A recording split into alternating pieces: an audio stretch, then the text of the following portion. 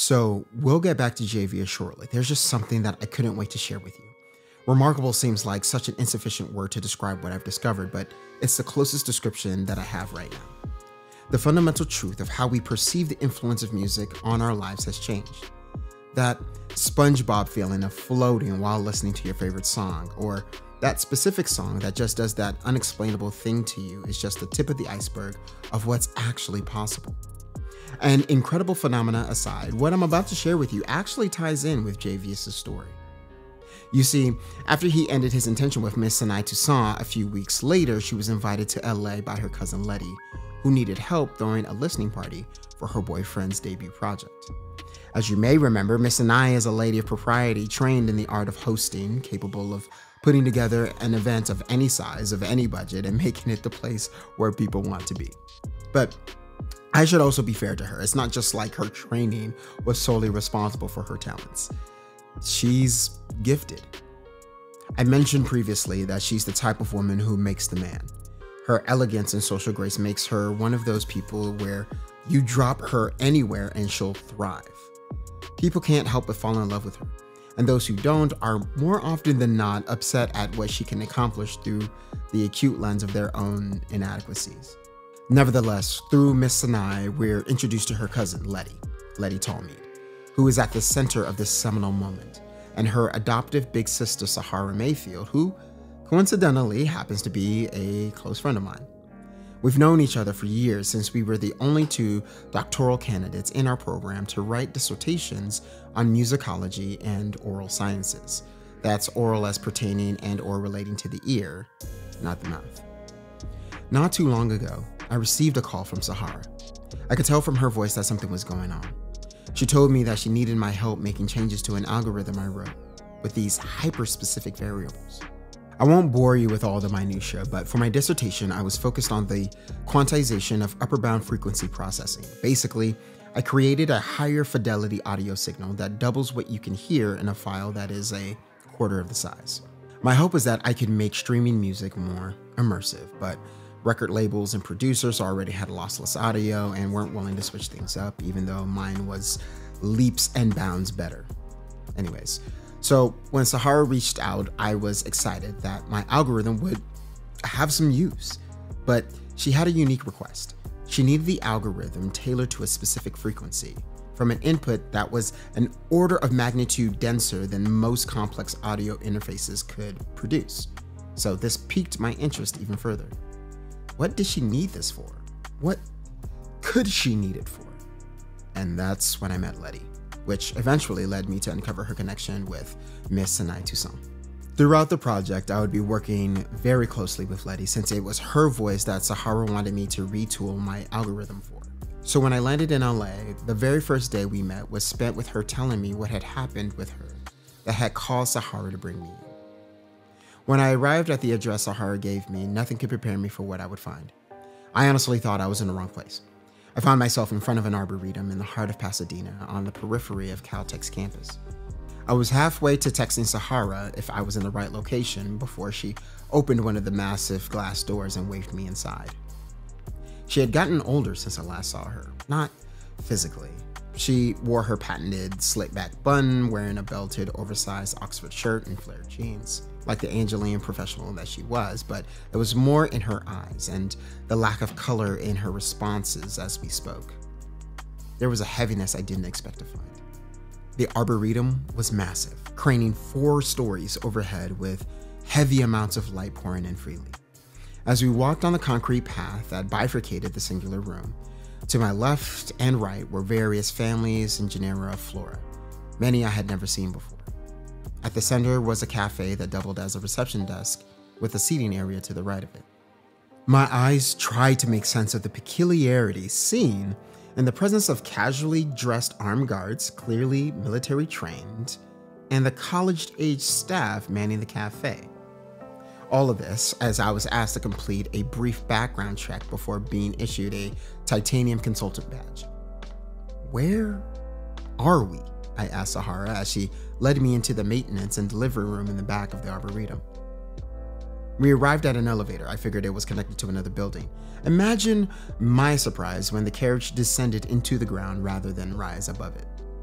On the jaunt from the subterranean elevator to where Sahara was leading me, she explained that the Arboretum was a discreet entrance to a facility commissioned by an organization only known as August. This was in partnership with Stanford and Caltech for the express purpose to have the youngest and brightest minds investigate and study real-world applications of fringe sciences and technologies.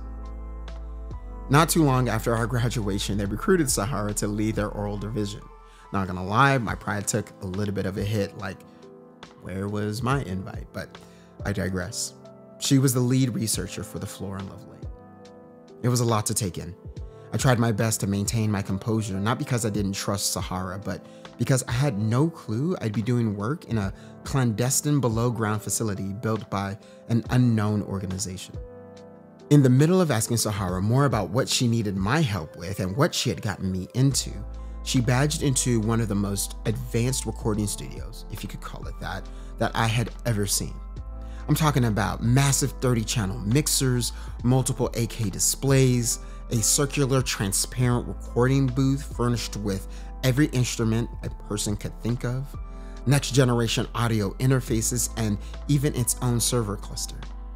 I was so caught up in all the fixtures of the room, I nearly missed Leti, who was seated quietly on the enormous plush velvet U-shaped sofa in the far right of the room.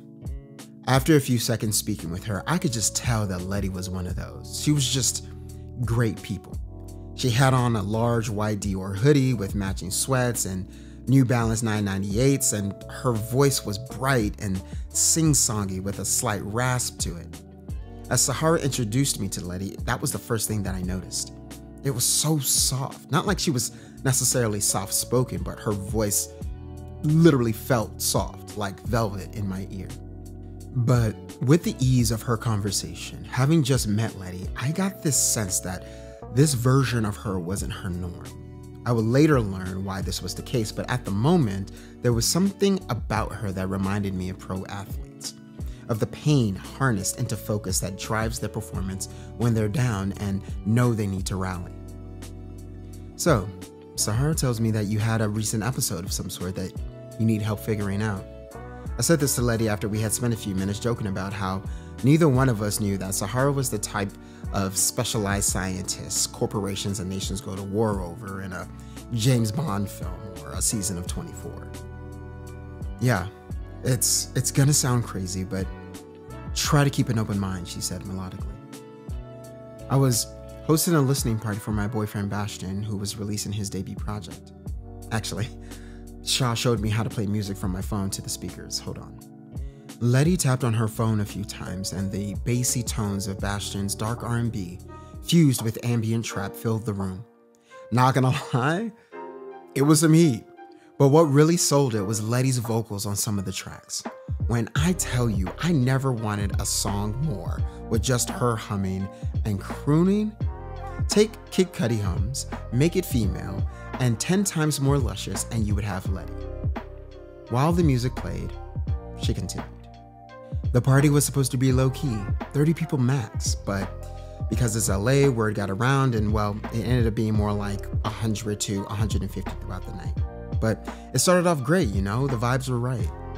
Leti showed me a few photos from that night, and that's when I noticed the familiar smile of Miss Sinai Toussaint, making a mental note to ask Leti about it later.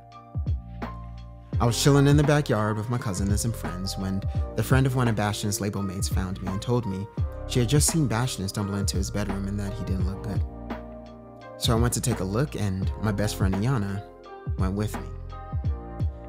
Leti took a deep breath. That's when I found him. My heart immediately sank. He was, she paused, fighting through the tears. He was on the floor. It looked like he tried to make it to the bed, but missed it and ended up on the floor. He had thrown up and his head was face down in it. I could only imagine how grim the scene was. Bastian face down in his own sick, his body a grotesque configuration of lifeless limbs on the floor. I could understand Leti's difficulty recollecting that night. I ran over to him, lifted him up, and started to yell his name over and over. I tried shaking him, but nothing worked. Iana called 911, but I barely remember when she did. Do you know what it's like watching the life drain from a person you love? Having them in your arms, you can't feel a pulse or feel the wind of their breath against your ear. I could hear my heart in my throat. I thought I was gonna pass out. I get these really bad panic attacks, and I could feel the worst one about to consume me in that moment. But I needed to hold it together for Bastion. That's why I started humming. Tears flowed from Leti's face. I'm sorry. I'm such a huge crier. It doesn't take much for the waterworks to start, she said jokingly, pulling a pack of Kleenex out from her purse. No worries. Honestly, I'd be crying too if that happened to me. I wasn't exaggerating either. I almost teared up watching the emotions wash over her. She took a moment before continuing, trying to even out her breathing. You should have seen the first time I tried to tell this to Sa. I could barely get the words out through my sobs and gasp for air.